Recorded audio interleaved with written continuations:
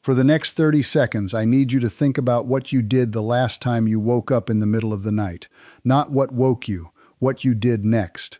Because for a very large share of adults over 60, that single quick decision between roughly 1 a.m. and 4 a.m. is quietly erasing the most protective 4-hour window the heart receives in any 24-hour period.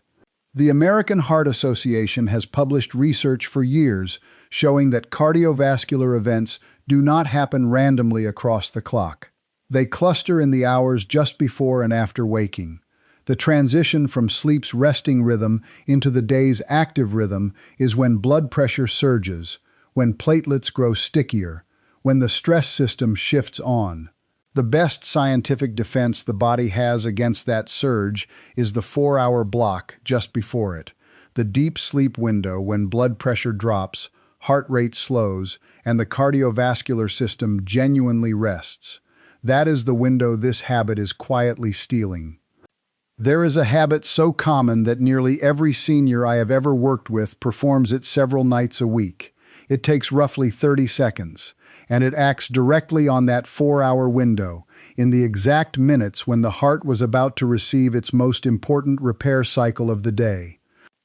In the next 17 minutes, I am going to show you exactly what that habit is, why the middle of the night is uniquely dangerous in a way your afternoon appointment will never measure, and the simple 30-second replacement that costs you almost nothing and protects that window for the rest of your life. And there is one detail about this habit that even careful sleep physicians understate when they talk about it on television, because the way they describe it is the way most people get it backwards. I will come back to that near the end. Here is exactly what I am going to walk you through. The first thing is the pre-dawn window, the 4-hour stretch when your blood pressure should be at its lowest, your heart rate should be at its slowest, and your nervous system should be in its quietest mode, and why this habit collides with that window directly. The second thing is the 30-second habit itself, named plainly, the one an estimated tens of millions of older adults repeat most nights without realizing it is keeping their cardiovascular system in midday mode. The third thing is the exact mechanism inside your nervous system, explained in language you can repeat to your spouse at breakfast, that turns an innocent-looking middle-of-the-night routine into overnight strain on the heart. The fourth thing is a 5-step evening and pre-dawn sequence you can start tonight that protects the vulnerable window, including one step involving a small light on the hallway wall that most people do at the wrong wattage and in the wrong color. And the fifth thing is the single mistake, the popular piece of advice that actually makes the problem worse if you do not know the missing half. The error I see even careful, health-conscious patients make because a piece of advice has been passed around for years without the second half of the instruction. A quick word on who is talking to you so you know why this matters. I am a physician whose work has focused for years on preventive cardiovascular and metabolic health in adults over 50. Most of what I do is not dramatic. It is the unglamorous work of catching the quiet patterns, the small nightly habits, the overlooked numbers, long before they announce themselves as an event in an emergency room somewhere around 2 a.m. There is no billing code for the conversation we are about to have, which is exactly why so few people ever hear it. Standard office visits get paid for things that can be measured and coded in 15 minutes, a prescription written, a lab ordered, a referral placed.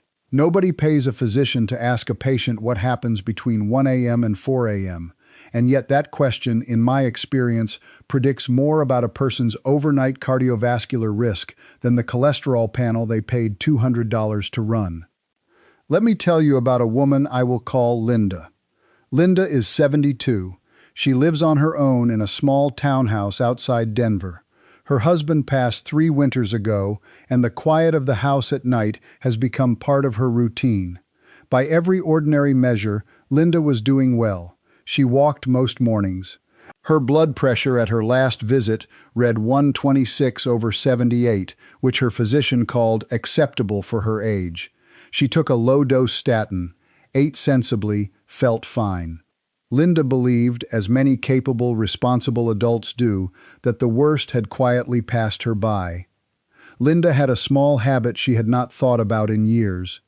Most nights she would sleep through until roughly 5 a.m., but 2 or 3 nights a week, somewhere between 1 and 3 a.m., she would wake with a full bladder, get up, walk down the short hallway to the bathroom, and on her way back stop briefly at the kitchen to get a sip of water because her mouth felt dry.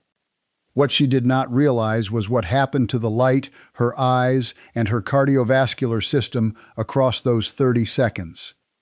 The hallway light Linda flipped on was the bright overhead fixture. The bathroom light was also a bright overhead, a clear 60-watt bulb, instantaneous white light. The kitchen light was the same.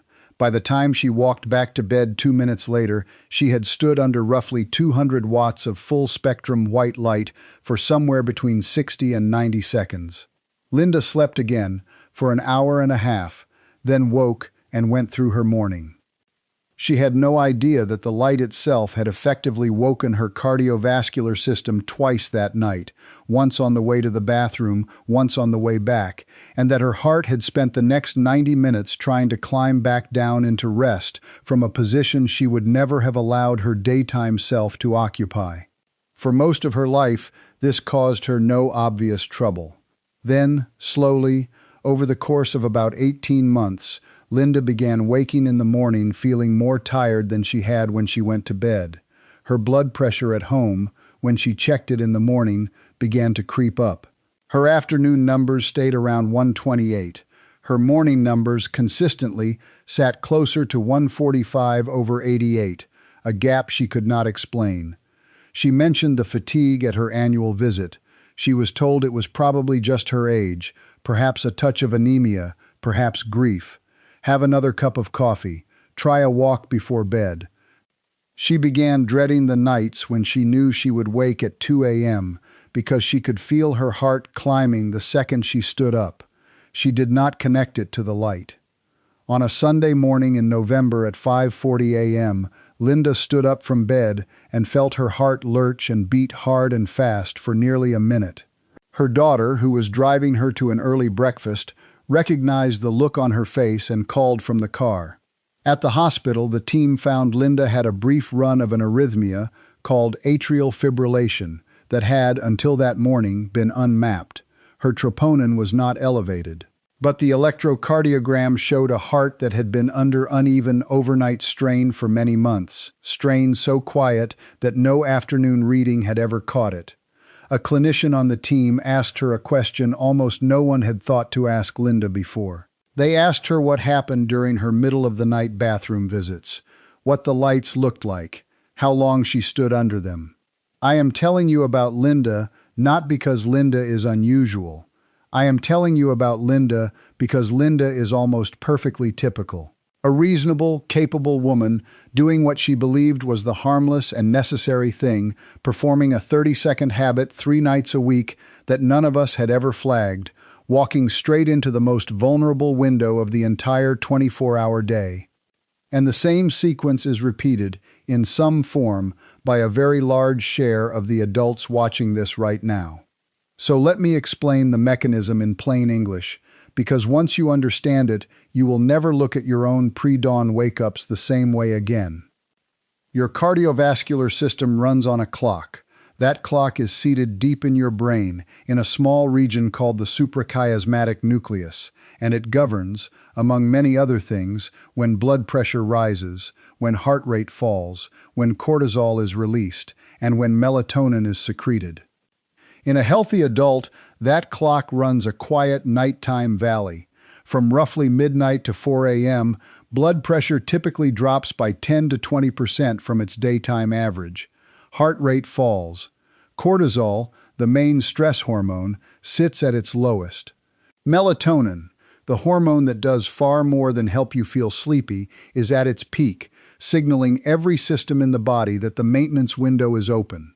That valley is the cardiovascular system's repair shift, the hours when the lining of your arteries gets a chance to settle, the hours when small inflammatory signals cool down, the hours when your heart gets to operate under sustained lower load. And the valley has a known ending. Around 2 to 4 a.m., in preparation for waking, your body begins a quiet pre-dawn rise in cortisol and alertness. By the time you actually open your eyes around 6 or 7 a.m., that machinery is on its way up the morning slope.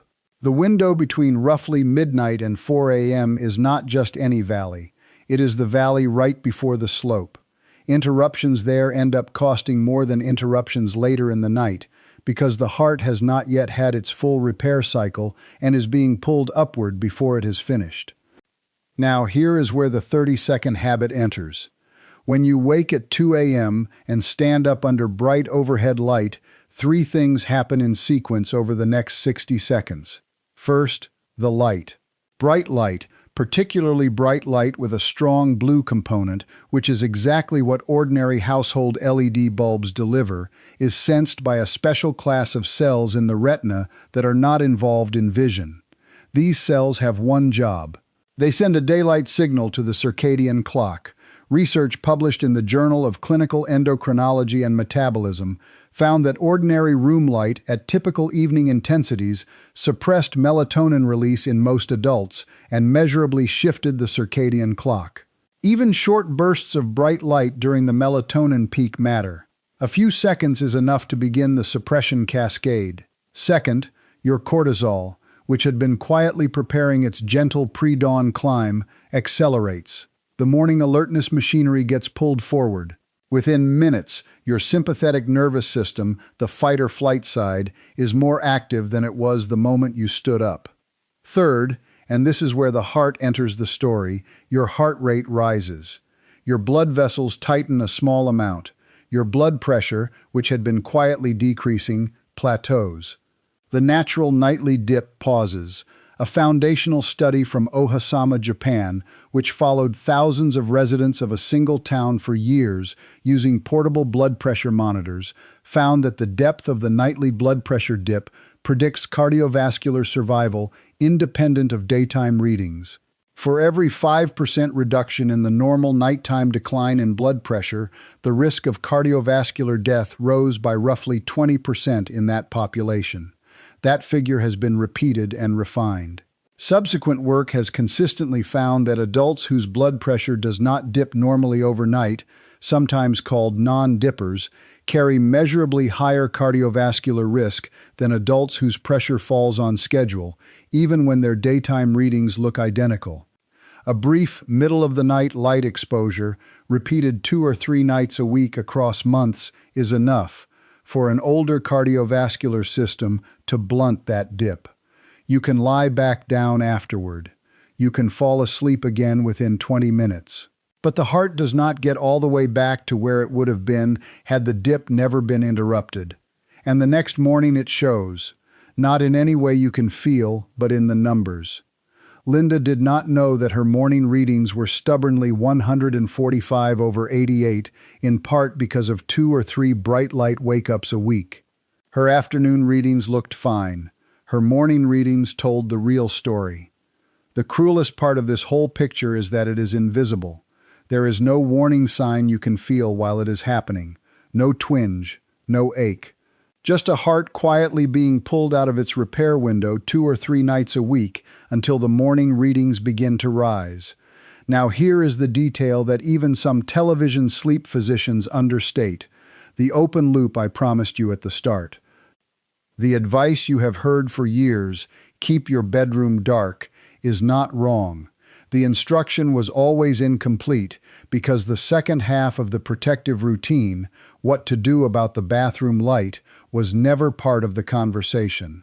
People have built beautifully dark bedrooms and then walked 40 feet down a bright hallway and stood under a 60-watt bulb at 2 a.m., and they have no idea that the hallway light is undoing the bedroom's work. The original idea was sound.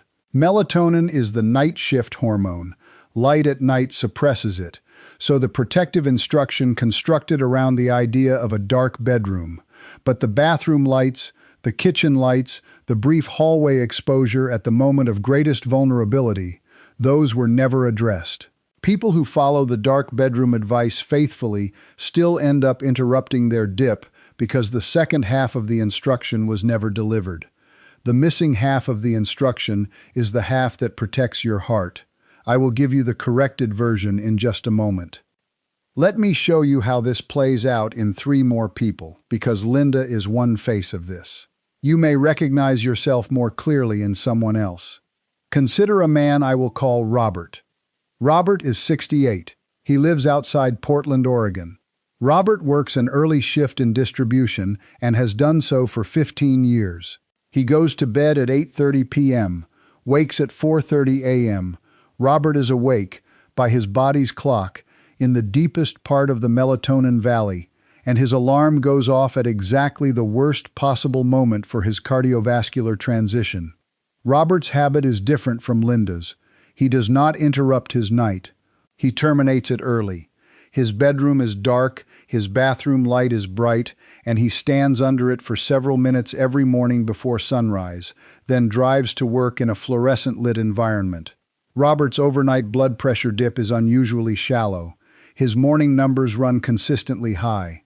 His afternoon numbers, taken in a calmer environment, sit 10 to 15 points lower. Robert believes he is a morning person. His body, in fact, is being forced to wake in the middle of its repair window. Robert's mistake is not the bathroom light itself. His mistake is the entire rhythm of his sleep. The bathroom light is the visible artifact of a deeper misalignment. And consider a woman I will call Dorothy. Dorothy is 78. She lives in a quiet part of Boston and has well-managed mild heart failure, the kind of diagnosis her cardiologist has told her to take seriously. Dorothy wakes 3 or 4 nights a week at 2 a.m., not always to use the bathroom, but sometimes because of a vague feeling of breathlessness when she lies flat. Her instinct, which her cardiologist once mentioned offhandedly, is to sit up and wait for the feeling to pass. Dorothy's habit is the right shape. She does not flip on the bright overhead light. She sits at the edge of the bed in the dark for 15 or 20 minutes, breathing slowly, and then lies back down. And yet Dorothy still wakes in the morning feeling unrested, her numbers slightly elevated, her cardiologist mildly puzzled. The piece Dorothy is missing is that even a dim downward hallway glow from under a door, the kind that comes from a kitchen light her partner left on, is enough to pull her melatonin downward across those 20 minutes. A preset low amber bulb at floor level produces a measurable difference in how quickly her nervous system comes back down afterward. And finally, consider a man I will call Thomas. Thomas is 64, lives outside Phoenix, and is in genuinely good cardiovascular shape. He runs 3 mornings a week. He weighs what he should weigh. Thomas's habit, however, is the worst variant of all. Thomas takes a hot shower at 1 a.m. when he wakes to use the bathroom. The hot shower wakes him fully, suppresses his melatonin for the rest of the night, and his morning reading is significantly higher than his afternoon reading, the exact reverse of what a healthy pattern looks like. Thomas is the counterintuitive case. The fit man whose body is being undone by a habit his cardiologist never asked about. The point that connects all 4, Linda, Robert, Dorothy, Thomas, is the same. The middle of the night is not neutral. It is the moment of greatest vulnerability, and small choices across 30 seconds decide which way it tips. So here is exactly what to do, in this order, starting tonight. 5 steps, and please pay attention to the sequence because the order matters. Step 1. Install a low-wattage amber nightlight at the foot of the hallway between your bedroom and your bathroom. Not a bright bulb, not a normal nightlight, an amber bulb, low wattage, the kind sold for newborn nurseries and for autism-friendly homes, usually 7 watts or less, placed at floor level so the light falls along the path of your feet rather than into your eyes. The reason this matters is that the cells in your retina that signal day to your brain are particularly sensitive to blue and white light, and particularly insensitive to amber light. Research has consistently found that exposure to amber spectrum light in the evening suppresses melatonin far less than exposure to white spectrum light at the same intensity. A $5 amber bulb placed where it lights your hallway but does not shine into your face is the single most protective change in this entire video. It costs almost nothing. It does not require a device, a prescription, or a single visit to a doctor. It requires only that you screw a small bulb into a single outlet at the foot of your hallway tonight. Step 2. Remove the phone from the bedside reach, or at minimum silence it completely after 10 p.m. The reason this matters is that the most common middle-of-the-night habit, after the bathroom, is to pick up the phone. Many adults over 60 fall asleep with their phone on the nightstand. They wake, glance at the time, glance at a notification, and within 90 seconds, they have delivered a full close-range dose of bright blue spectrum white light directly into their eyes at the exact moment their melatonin is at its peak. Break the habit. Set a real alarm clock, analog, mechanical, the kind you wind, next to your bed, and put the phone in another room, charging, after 10 p.m. If you must keep the phone in the bedroom, flip it face down on the nightstand and silence absolutely every notification that lights the screen. Even the briefest glimpse at the screen resets the melatonin clock measurably. This is the step most people resist. It does not require anything except remembering the phone has to leave the bedroom at night. Step 3. Practice the eyes closed bathroom routine. This is the small change that feels awkward for 1 week and becomes automatic for the rest of your life. After you wake at night to use the bathroom, do not turn on the bright overhead light. Walk along the floor where the amber light reaches. Sit on the toilet without turning on a fixture. If hygiene requires a brief light, turn on the lowest bulb, briefly, then turn it off. Do not check the phone while seated. Do not read the time. Do not stand in front of the mirror, assessing yourself in full spectrum. Walk back along the amber path. Lie down. Close your eyes. Most patients find that within 3 nights they can manage the entire bathroom visit without any overhead light at all, simply by following the amber pathway. Their return to sleep is faster, and their morning blood pressure numbers begin to come back toward their daytime numbers within weeks. Step 4. Cut evening fluids earlier and reduce the nocturia itself. This step is not just about light, it is about reducing the number of times you wake in the first place. If you find yourself waking 2 or more times a night to use the bathroom, the most common silent driver in older adults is evening fluid intake. Aim to take in most of your water between lunch and roughly 2 hours before bed. In the final 2 hours, limit yourself to small sips with any evening meal and a single 4 to 6 ounces of water if you take evening medications. A small glass of water kept on the nightstand can be used if you wake thirsty at night, but the goal is to enter sleep with a bladder that does not require a wake-up at 2 a.m. This single change alone, in many of my patients, reduces nocturnal wake-ups from 3 nights a week to 1 or none, because each avoided wake-up is also an avoided bright light exposure, an avoided cortisol acceleration, and an avoided blunting of the overnight dip. For patients with a formal urological condition or a heart failure diagnosis, this step looks different and should be discussed with a physician. But for the large group of generally healthy older adults who simply drink a large glass of water at 9:30 p.m. and then get up at 1:30 a.m., this is the missing piece their urologist never quite connected to their morning blood pressure numbers. Step 5. Track your morning to afternoon blood pressure gap. This is the diagnostic step that closes the loop on everything else. Buy or borrow an inexpensive home blood pressure monitor. Most pharmacies will lend you one, and the cost of buying one is generally between $30 and $60. And begin tracking 2 readings per day. Take your blood pressure at 2 times most people never check. First thing in the morning, within a few minutes of waking, before you get out of bed, before coffee, before you start moving. After sitting quietly for 5 minutes with your feet flat on the floor and your arm resting at heart level. Take 2 readings 1 minute apart and write down the second one. Then take it again in the late afternoon, at the same time every day, after sitting quietly for 5 minutes. Write that one down. Do this for 2 weeks. If your morning reading is consistently more than 10 points higher than your afternoon reading, that is a pattern worth a conversation about possible non-dipping, and it is information your afternoon appointment will never capture on its own. Bring the log to your physician. Ask one specific question. Based on this pattern, is there a reason to consider whether my medications or my sleep environment should be adjusted to better protect my overnight blood pressure?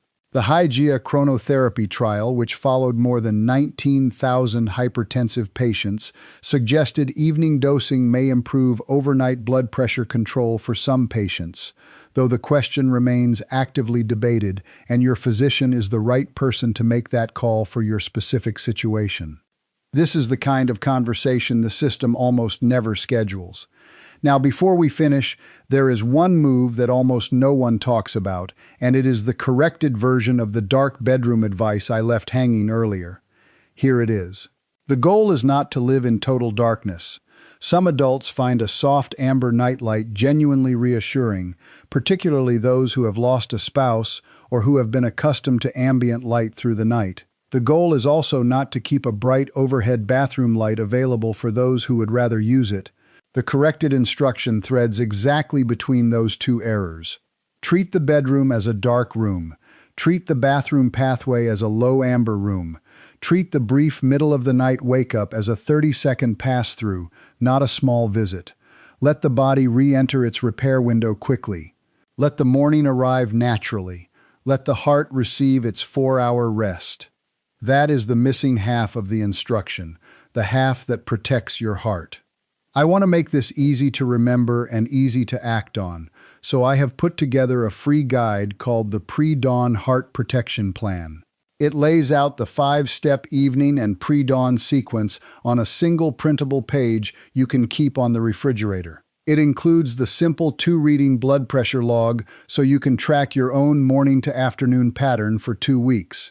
It includes the exact list of questions to bring to your doctor, including the morning to afternoon gap question and the non-dipping question, written out word for word so you do not have to remember them under pressure in a short appointment. And it includes a plain language 1-page summary of the mechanism you can hand to the family member who worries about you. It is completely free. There is nothing to buy, and the link is in the description below this video.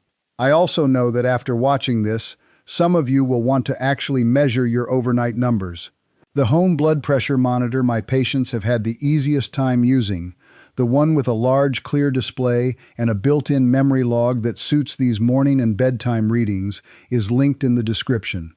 I do earn a small commission if you use that link, at no extra cost to you, and I only point to it because the readings genuinely matter for the pattern we just discussed. If you take one thing from the last 17 minutes, take this. The most dangerous 4-hour window of your entire day is the one between roughly midnight and 4 a.m., when your cardiovascular system was supposed to be entering its lowest, calmest rhythm. And the 30 seconds between waking and lying back down decide how that window ends. Install a low amber bulb along the path. Practice the eyes-closed bathroom routine. Reduce evening fluids. Track your morning numbers against your afternoon numbers. None of it costs more than a few dollars, and all of it protects the hours when the heart is quietly left alone to repair. This video is for education only and is not medical advice for your specific situation, so please bring these questions to your own physician before changing anything. If this helped you understand something no afternoon appointment ever explained, the single most useful thing you can do is press the like button and subscribe, because every subscriber helps this reach one more person who is waking at 2 a.m. under a bright light and walking back to bed with their cardiologist, never knowing. The next video covers the 3 morning habits in the first 10 minutes after waking that affect your blood pressure for the rest of the day, and there is one involving how quickly you stand up from bed that I especially want you to see. If you have a husband, a wife, a parent, or a neighbor over 60 who turns on the bright hallway light every time they wake at 2 a.m., Send them this video tonight, because this is the kind of quiet habit